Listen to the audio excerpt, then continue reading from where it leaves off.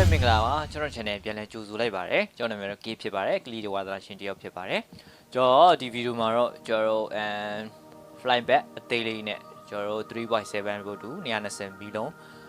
ထွန်းတဲ့ new generation ဗီဒီယိုအနေနဲ့လောက်တော့မှာဖြစ်ပါတယ်โอเคဖြစ်လားမဖြစ်လားဆိုတော့ကျွန်တော်ဗီဒီယိုကိုတူတူတွားကြည့်လိုက်အောင်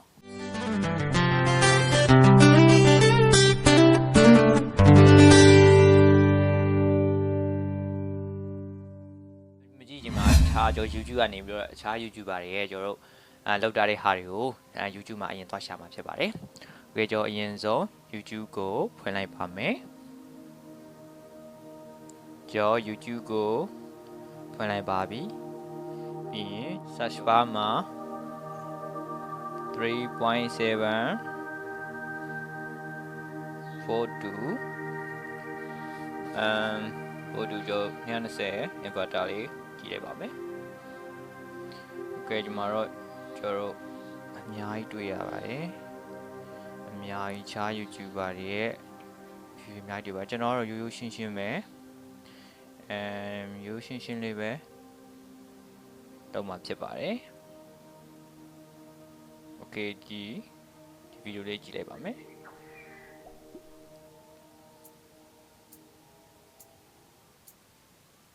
โอเคကျွန်တော်အရင်ဦးဆုံးတော့ power supply ကိုပြပါတယ်။ကျွန်တော် power supply နဲ့က transformer ဖြစ်ပါတယ်။ view လေးရှင်းမှာဖြစ်တဲ့အတွက်နည်းနည်းလေးကြော်ကြည့်လိုက်ပါမယ်။6စ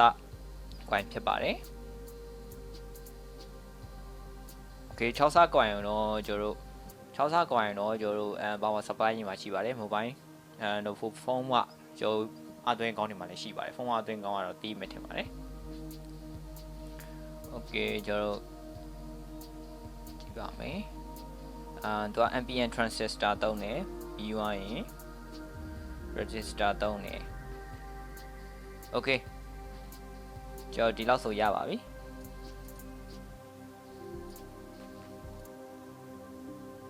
โอเค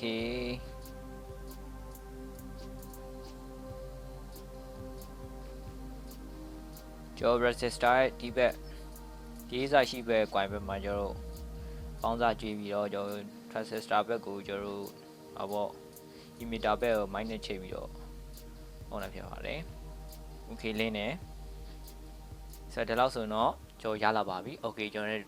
တူတူစမ်းပြီးတော့ဆင်ကြည့်အောင် okay let's go ကျွန်တော်လည်းသူ့တိုင်းပဲကျွန်တော်ဖုန်း adapter ရင်လိုက်ကောက်ပါတယ်ပြီးရင် power supply ရင်လိုက်ဖြတ်ပါတယ်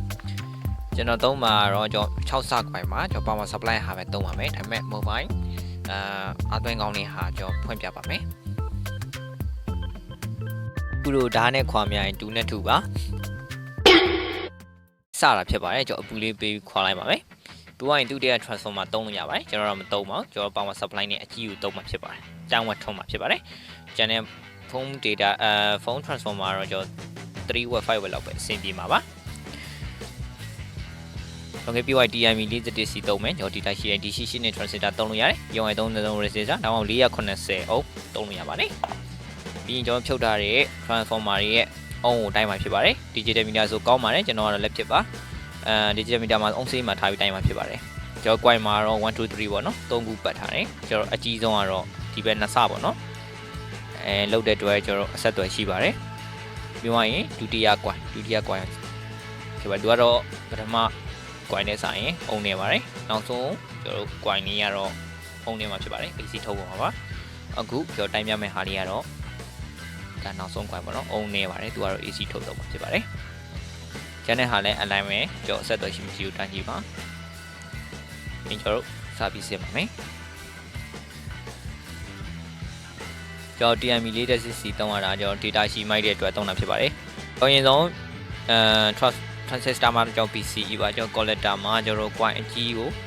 ကျွန်တော်ခဲဆော်လိုက်ပါမယ်ပြီးရင်333 resistor ကိုကျွန်တော်ဒုတိယ coin နဲ့ကျွန်တော်ပထမ coin တွေကိုချိန်လိုက်ပါမယ်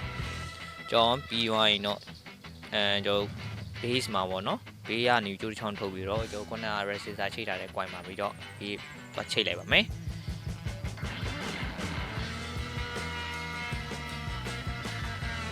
ဒီ ပြီးသွားရင်ကျွန်တော် capacitor သုံးရပါတယ် capacitor မသုံးနေရပါတယ်ကျွန်တော်ဒီမှာတမန်တက် capacitor ထည့်လိုက်တာပါပြီးတော့ကျွန်တော်ဘေးနာအကွိုင်းငယ်ဆုံးလေးကျွန်တော် AC ထုတ်သုံးမှုအတွက်ကြိုးစားလေးထိုးလိုက်ပါမယ်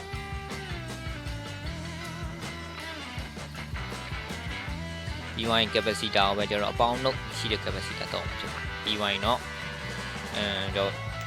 battery ပို့ကြည့်ပါမယ်ကျွန်တော် emitter မှာတော့အနှုတ်ကြည့်ပါအပေါင်းပို့တော့ကျွန်တော် resistor ဒီဘက်ပထမ coin ဘက်မှာစပြီးကြည့်လိုက်ပါ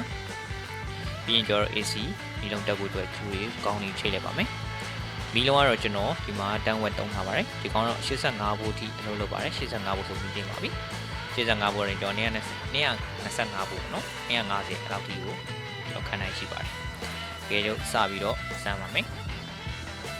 โอเคပါကျွန်တော်ဒီမှာကြည့်တဲ့ဗီဒီယိုတိုင်းပဲဒါချင်းတော့မဟုတ်ပါဘူးတကယ်လက်တွေ့ရပါတယ်တန်းဝက်မီလုံးတော့ကျွန်တော်ခွေးနေအောင်မလင်းပေမဲ့ဒါ65ရာခိုင်နှုန်းလောက်ထိကိုလင်းပါတယ်ဝေကြောကန်ကြီးကတော့ transistor လည်းပူတယ် resistor လေးအနေငယ်ပူပါတယ် resistor တော့တအားပူတော့နော် resistor နှလုံးဘူး33ဒါမှမဟုတ်ဘဝများတဲ့ဟာကိုသုံးလို့ရပါတယ်490 33 333ပါကျွန်တော်တော့အပူကန်ပြားထည့်ပြီးတော့စမ်းကြည့်ပါမယ်ပထမကျိုးရရှိလို့အတူလေးနဲ့စမ်းပြထားပါတယ်အထွက်ဘိုးလေးတွေကိုတော့ကျွန်တော်မီတာနဲ့စမ်းကြည့်ပါမယ်ဒီမှာတော့ကျွန်တော်မီတာလောက်ယုံလောက်ပဲရှိပါတယ်နော်ဘိုးလည်းတိတ်ပြီးတော့မတက်ပါဘူးလုံးမတက်တာပါကျွန်တော်အပြင်မှာစမ်းကြည့်ရတော့တကောင်80ဗို့လောက်ထိတော့ထွက်ပါတယ်ကျွန်တော် height ကျွန်တော်ချင်းရဲ့ pattern တွေမှာထွက်တဲ့ high voltage ပုံစံမျိုးပေါ့နော်ဒီကောင်မီထုံးကြည့်တဲ့ခါမှာတော့လင်းတယ်ကျွန်တော်တက်ခဲအားမရှိတဲ့အတွက်ကျွန်တော်5 volt adapter နဲ့စမ်းကြည့်တဲ့ခါမှာကျတော့ခုန65ရာခိုင်နှုန်းကျွန်တော်80ရာခိုင်နှုန်းလောက်ထိပိုလင်းလာတာတွေ့ရပါတယ်โอเคဒါဆိုကျွန်တော်ရင်းမဟုတ်စွာသိသွားပါပြီကျွန်တော်စမ်းကြည့်ခါမှာလည်းမီလင်းပါတယ်ကျွန်တော် inverter ပေါ့နော် inverter မရှိတဲ့နေရာတွေမှာဒီလိုမျိုး 3.7 volt လေးနဲ့220မီလုံးတီးပေါ့နော်တန်းဝက်လောက်တီးတော့လင်းပါတယ်ကျွန်တော်အသုံးတက်မယ်လို့မျှော်လင့်ပါတယ်ကျွန်တော် volt တိကျသိချင်တော့ digital meter နဲ့ကျွန်တော်တိုင်းကြည့်တော့အပြည့်မှန်ထွက်ပါလိမ့်မယ်ကျွန်တော်မှမရှိတဲ့အတွက်ကျွန်တော်လည်းအတိအကျမသိပါဘူးဗီဒီထုံးတဲ့ကာကြီးမှာတော့လင်းပါတယ်ဗျလုံးမတက်တာပါကျွန်တော်ရှိပါโอเคကျွန်တော်5 volt နဲ့သုံးတဲ့ခါကျတော့ resistor တွေတအားပူပြီးတော့လောင်နေတဲ့ပုံစံဖြစ်ပါတယ်ကျွန်တော်တို့490အောင်ဒါမှမဟုတ်330ကိုသုံးပါကျိုးရှိမယ်လို့မျှော်လင့်ပါတယ်အားလုံးကိုကြည့်ရှုပေးတဲ့အတွက်ကျေးဇူးအများကြီးတင်ပါတယ်